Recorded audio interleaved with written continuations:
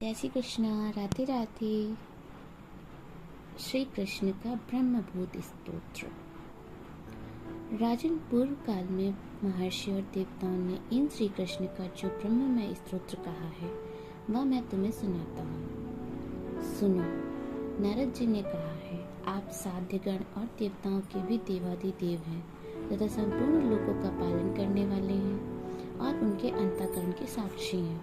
मार्कंडेय जी ने कहा है, आप ही भूत, भविष्य और वर्तमान हैं तथा आप यज्ञों के यज्ञ और तपों के तप हैं। भृगु जी कहते हैं, आप देवों के देव हैं तथा भगवान विष्णु का जो पुरातन परम रूप है वह भी आप ही हैं।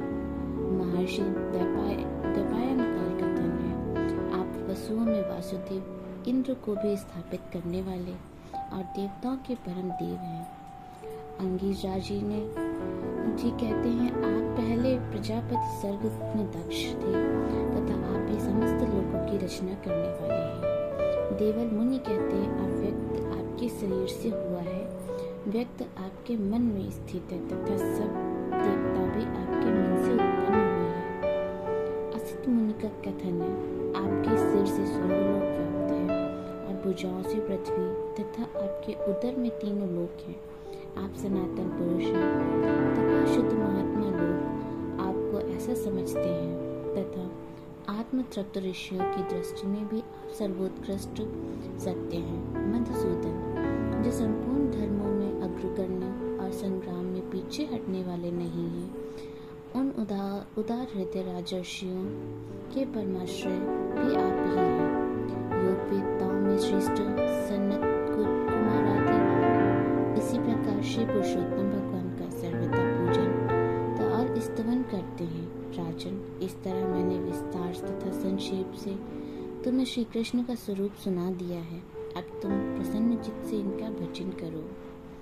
भगवान श्री कृष्ण ने जब प्राग्जाति पुरुषपुर के नरकासुर को मारकर उनके द्वारा हरण की हुई 16,000 राजकुमारियों पर दया करके अकेले ही उनसे विवाह कर लिया और यह बात जब नारद जी ने सुनी तब उन्हें भगवान की गहचर्या देखने की बड़ी इच्छा हुई। नारद जी अत्यंत उत्सुक होकर द्वारका आए। द्वारका में श्री कृष्ण के अंतापुर में 16,000 से अधिक बड़े सुंदर कलापूर्ण सुसज्जित महल थे। नारद जी एक महल में गए। वहाँ श्री कृष्ण रुक्मिणी जी के समीप बैठे थे। रुक्मिणी जी चमर से हवा कर रही थी। नारद जी को देखते ही भगवान पलंग से उठे। नारद जी ने उन्हें अभ्यर्थना पूजा की, उनके चरण पर खार कर चरणामृत से चढ़ाया और नम्र शब्दों में कहा, उनका गुणगान करके उनसे सेवा पूछी। नारद जी ने भगवान का गुणगान तथा स्तवन करते हुए कहा, भगवान, आपके श्री चरण ही संसार कूप में बड़े लोगों के निकलने के लिए अवलंबन है। आप ऐसी कृपा कीजिए कि आपके चरण कमलों की स्मृति सदा बनी रहे और मैं जहाँ जैसे भी रहूं उन चरणों के ध्यान में ही लीन रहूं। तदनंतर नारद जी एक एक करके सभी महलों में गए। भगवान श्री कृष्ण ने सर्वत्र उनका स्वागत सत्कार किया।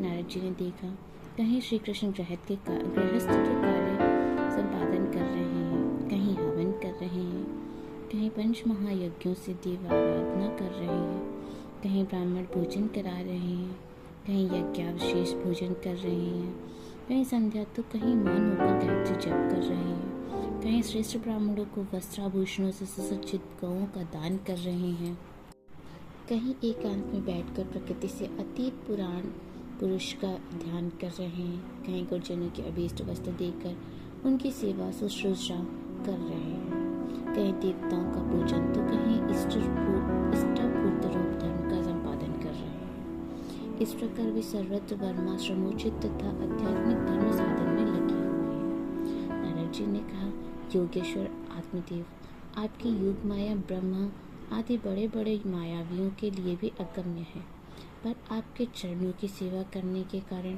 वह योग माया हमारे सामने प्रकट हो गई है। हम उसे जान गए हैं। देवताओं के भी आराध्य भगवान, सारे भुवन आपके सुंदर यश से परिपूर्ण हो रहे हैं। अब मुझे आज्ञा दीजिए कि मैं आपकी त्रिभुवन पावनी लीला का गान करता हुआ उन लोकों में विचरता रहूं। भगवान श्री कृष्ण बोले, नारद, मैं ही धर्म उपदेशक, उपदेश के अनुसार स्वयं उसका आचरण करने वाला तथा उसका अनुष्ठान करने वालों का अनुमोदन करने वाला हूँ। मेरे आचरण से लोगों को शिक्षा मिलेगी, इसलिए मैं स्वयं धर्म का आचरण करता हूँ। पुत्र नारद, तुम मेरी माया से मोहित न होना। मैंने जो तुम्हारे चरण धोए, इससे खेद मत करना। कैसा सुंदर आदर्श है धर्माचरण का। भगवान श्री कृष्ण समस्त जीवन लीला चरित्र धर्ममय है। उनके आचरण में तो केवल धर्म है। उनके उपदेश भी धर्मपूर्ण है। रणांगण में अपने परम धर्म में गीत का उपदेश मित्र अर्जुन को किया और अंत में सखा उद्धव को धर्मोपदेश दिया।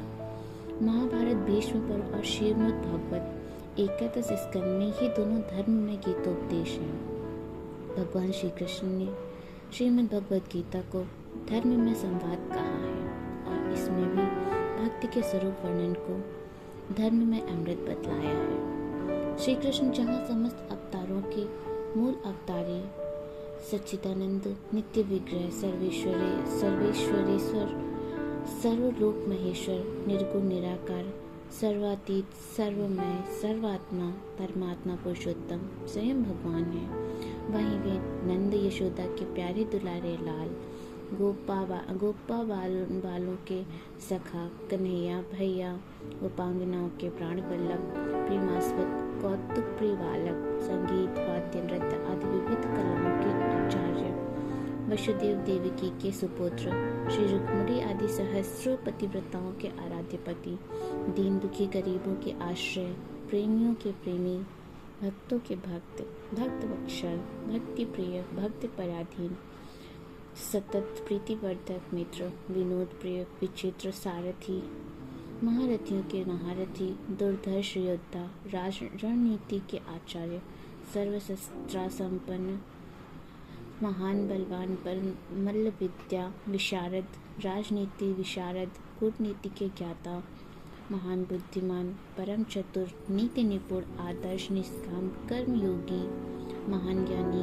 परम तपस्वी, परम योगी, योगेश्वरेश्वर, वेदज्ञ, वेद में सर्वशास्त्रज्ञ, सर्वथा अपराजय, दया में, करुणा में, प्रेम में, पुण्य में, न्यायशील, क्षमाशील, परम सुशील, निरपेक्ष, स्पष्टवादी, सत्यवादी, परम वाग्मी, परम उपदेशक, लोकनायक, लोकहितैषी, सर्वभूत हितैषी, ममता रहित, अहंकार रहित, कामना रहित, आसक्ति रहित, विशुद्ध चरित्र, शिष्ट पालक, दुष्टनाशक, असुर संहारक, गो सेवक, पशु पक्षियों के तथा प्रकृति के प्रेमी, प्रकृति के स्वामी, प्रकृति नटी के सूत्रधार, महामायावी, माया के अधीश्वर और नियामक, भीषणों के भीषण, सुंदर, परम मधुर, असंख्य गुणगण संपन्न और इन सभी गुणों के द्वारा वे सदा ही धर्म का रक्षण तथा संस्थापन करते हैं।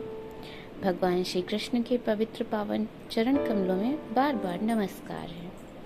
जय श्री कृष्णा। राधे राधे।